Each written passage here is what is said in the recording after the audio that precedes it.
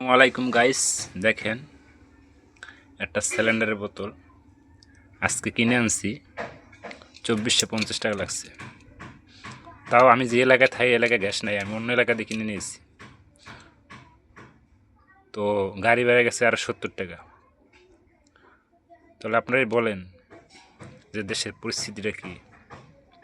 অথচ আপনার সরকারি লোকেরা বলে যে আমরা রেট ধরে দিচ্ছি 1350 টাকা।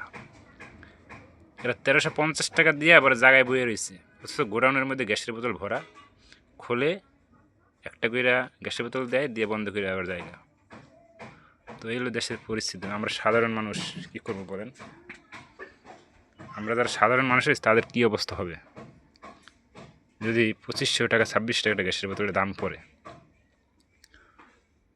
তো আমি মনে করি, আমি কোনো রাজনীতি করি না, আমি বলি আগে যে ছিল সেই মনে ভালো ছিল। সব কিছুর দাম বাড়তি। এখন শীতের মৌসুম, যেই ফুলকপি জোড়া ছিল 2টার দাম ছিল 50 টাকা, এখন এক পিস কিনা লাগে 60 টাকায়। বুঝতেছি না ভাই, এদেশে কি বাস করতে পারবো? বাকিটা আপনারা কমেন্টে জানিয়ে যাবেন। ধন্যবাদ।